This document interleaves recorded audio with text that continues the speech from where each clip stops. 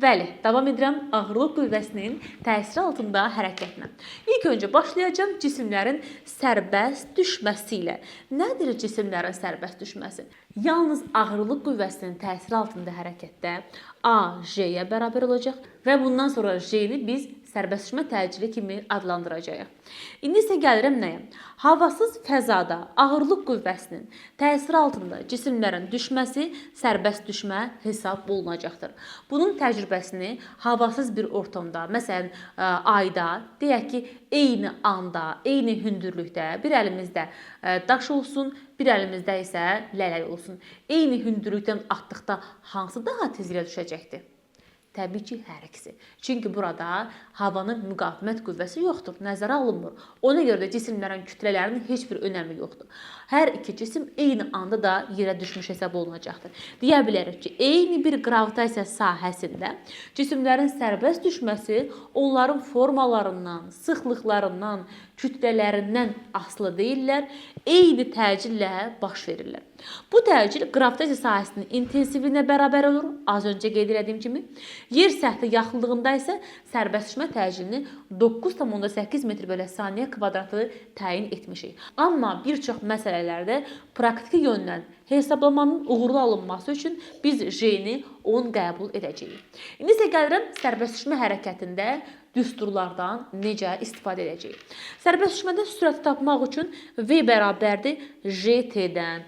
Hündürlüyü tapmaq üçün JT kvadratı bölək 2 və yaxud da V kvadratı bölünsün 2J-dən də istifadə edirik. Sürətin digər düsturu V bərabərdir kök altında 2JH. Qrafiklərine baxmış olarsak TH-dan kök altı asılıdır. VH-dan kök altı asılıdır. VT-dən düzün tənasib asılıdır. HT-dən kvadratik asılıdır. Ümumiyyətlə bu sərbəst düşməni necə başa düşə bilərik? Yəni cisim sərbəst düşürsə yerə düşür, deyilmi? Müəyyən bir hündürlükdən düşür yerə. Ancaq məsələn ağacdan alma qopdu, Newtonun başına düşdü. Hər hansısa bir sürətlə bir qüvvə atmadı o cisim yerə. Öz-özünə düşdü, sərbəst düşdü. Buna görə də bu cisimləri sükunət vəziyyətindən başlayan hərəkət kimi götürəcəyik. Yəni başlanğıc sürətləri 0 olacaq. Yerə doğru yönəldiklərinə görə də bilirsiniz ki, yerin cazibə qüvvəsi var. Bütün cisimləri özə doğru çəkir. Yerə doğru getdikcə sürəti daha çox artacaqdır. Sürəti daha çox artdığına görə biz aşağı hərəkətləri ümumiyyətlə istər sərbəst düşmə olsun, istərsə şaquli aşağı hərəkətlər olsun, bərabər yeyinləşən hərəkətlər kimi təyin edəcəyik. İndi isə gəlirəm müəyyən bir hündürlükdən aşağı atılmış cisim hərəkətinə. Ümumiyyətlə yadınıza saxlayın ki, sərbəst düşmə də müəyyən bir hündürlükdən aşağı atılmış bir cismin xüsusi bir növüdür. Tək bir fərq var aralarında. Az öncə qeyd etdiyim kimi sərbəst düşmədə başlanğıc sürət yoxdur. Alma öz-özünə qopub düşmüş Newtonun başına. İndi isə baxın, müəyyən bir sürətlə atacağım bu cismi. Gördünüzmü? Müəyyən bir sürətlə atdığıma görə bunun başlanğıc sürəti oldu. Belə atsaydın necə? Başlanğıc sürəti yoxdur. Sərbəst düşmüş hesab olunacaqdır. Bu ikisi arasındakı xüsusi fərqi mütləq bilmək lazımdır. Bəli, şaquli aşağı atılmış cisimlərin düsturları ilə gəlirsə tanış edin. Birinci yazacağıq V bərabərdir V0 plus JT. Hərəkət yeniləşən olduğuna görə işarəmiz də müsbət olacaqdır. Hündürlüyün düsturu H bərabərdir V0T plus JT kvadratı bölək 2. Üçüncü H bərabərdir V plus V0 bölək 2 vuraq T-yə. Üçüncü isə H bərabərdir V kvadratı minus V0 kvadratı bölünsün 2J-yə. Qrafiklərini də zaten PDF-dən görmüş olacaqsınız. İndi isə davam edirəm ən maraqlı hissəyə. Şaquli yuxarı atılmış cisimlərdən sizə danışmağa. Şaquli yuxarı atılan cisimlərdə bir əvvəlkindən nə fərq var? Cismi şaquli yuxarı atdığımız zaman nə baş verir? Bunu yəqin ki, biz burada yavaşlayacağıq, siz daha rahat görəcəksiniz. Baxın, şaquli yuxarı atdım. Qalxdı, qalxa biləcəyi qədər ən maksimum hündürlükdə ani olaraq dayandı, sonra düşdü yerə. Tamam mı? Öncə gəlin yuxarı qalxmasına analiz edək. Yuxarı qalxdıqca nə edir bunu? Aşağı doğru çəkən bir cazibəmiz var, deyilmi? Sürəti azalır get-gedə. Sürəti azalırsa, demək bərabər yavaş hərəkət edir. Tamam mı? Demək bildik ki, şaquli yuxarı atılmış cisim hərəkəti bərabər yavaş hərəkətdir. Bunu qoyduq bir kənara. Dedim ki, ən maksimum hündürlüyə çatır. Ani olaraq dayanır. Ani olaraq dayanırsa, deməli, ən maksimum hündürlükdə bunun son sürəti sıfıra bərabər olacaqdır. Təbii ki, sonra düşür yerə və yeyinləşən hərəkət edir. İndi isə gəlin bunun biz düsturlarına nəzər yetirək. Bəli, V bərabərdir. V0 minus JT ilə biz sürəti tapa bilərik. H bərabərdir. V0T minus JT kvadratı böləcəkdən hündürlüyü tapa bilərik. Və yaxud da V0 kvadrata çıxaq. V kvadratı bölək 2J-dən də tapa bilərik. Müxtəlif düsturlarımız var. Məsələyə görə, yerinə görə hansı lazımdırsa tətbiq edə bilərsiniz. Və bir də gəlirəm nəyə? Maksimal hündürlükdən danışacağam sizə. Qeyd elədik ki, maksimal hündürlükdə son sürət yoxdur, sıfıra bərabərdir. O zaman bizim ixtiyarımız çatır ki, buradakı bütün düsturlarda son sürətin yerinə sıfır yazaq, deyilmi? Yazdım mən, sizin üçün sadələşdirdim. Yerçin düsturları qeyd edirəm burada.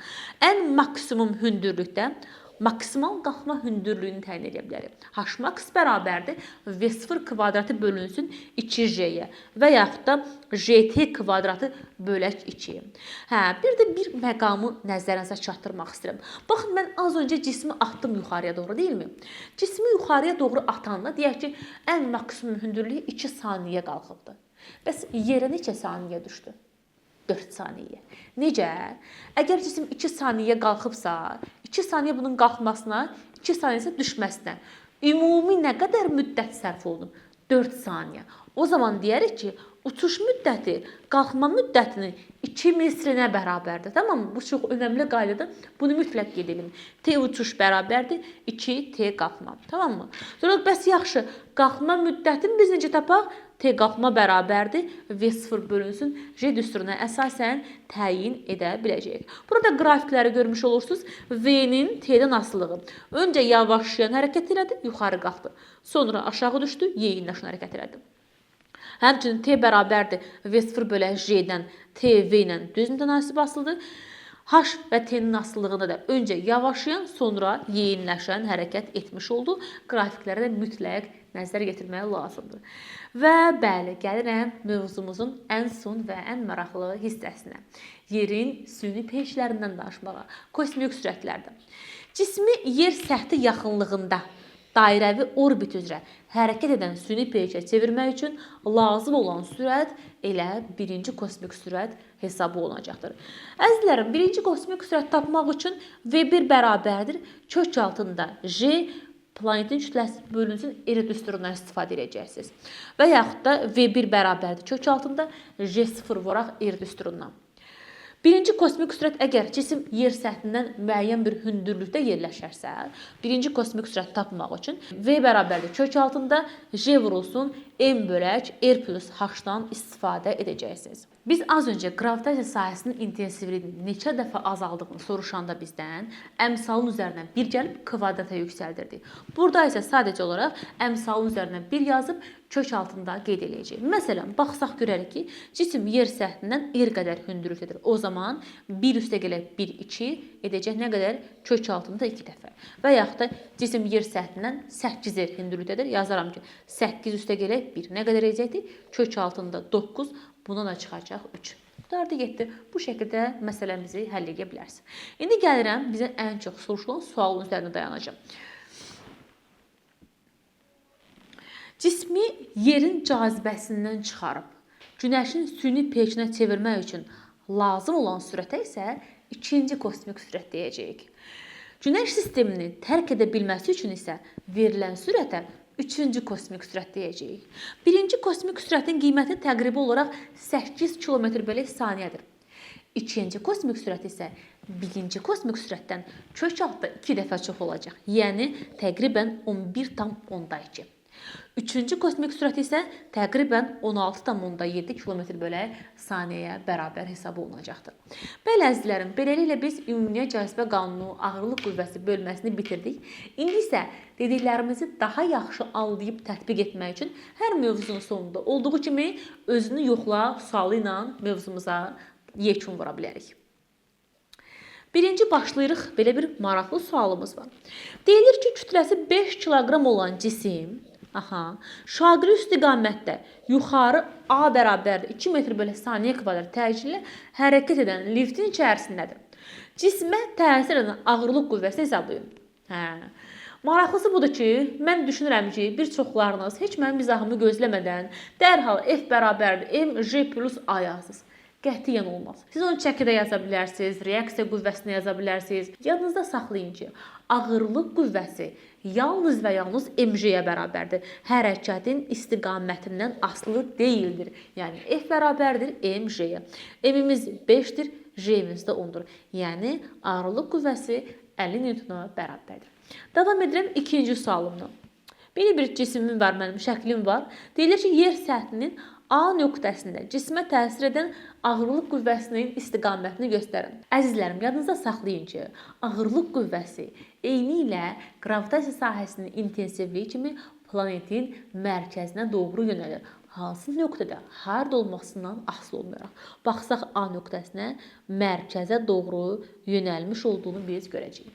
Bu belə. Davam edirəm üçüncü sualımdan. Mənə deyilir ki, yer səthindəki cismi yer səthindən 4R hündürlüyə qaldırdıqda ağırlıq qüvvəsi necə dəyişir? Az öncə qeyd elədik. Əmsalın üzərinə 1 gəlib kvadrata yüksəldərik. Yəni n plus 1-in kvadratından istifadə edəcəksən. 4 üstə gələk 1. Bu da eləyəcək nə? 5, 5-in kvadratı 25.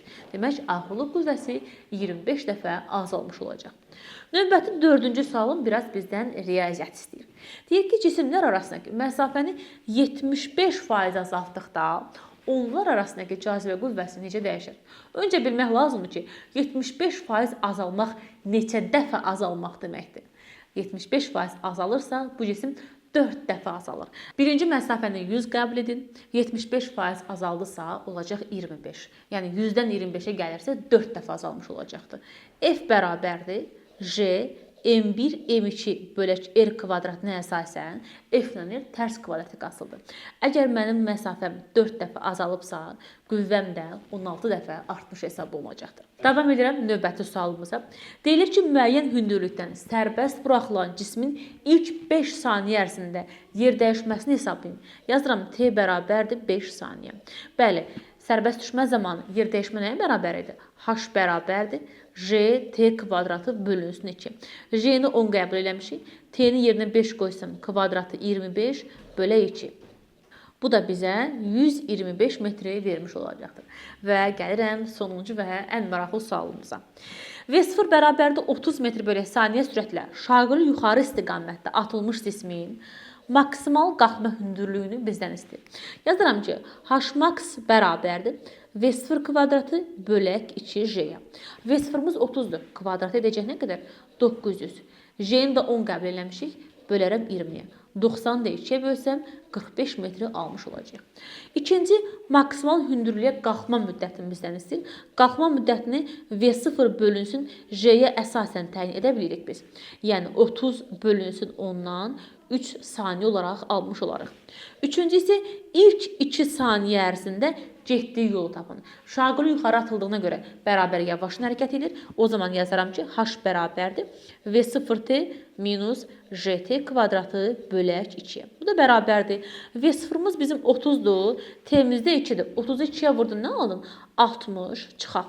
J bölək 2 sənə 5-i verəcəkdir. T-miz də 2-dir. Kvadratı 4. 60 çıxaq. 20. Bu da bizə 40 metri vermiş oldu. Bəli, əzizlərim, beləliklə gəldik mövzumuzun sonuna. İzlədiyinizə görə hər birinizə təşəkkür edirəm. Ümid edirəm, hər biriniz üçün faydalı oldu. Növbəti videoların davamı üçün qeyd elədiyim kimi kanalımıza abunə olmağı, videoları bəyənməyi, dostlarınızla paylaşmağı unutmayın. Dərslərimizdə iştirak üçün isə aşağıda qeyd olunan nömrə ilə əlaqə saxlayaraq YouTube kampımıza qoşula bilərsiniz. Görüşərik.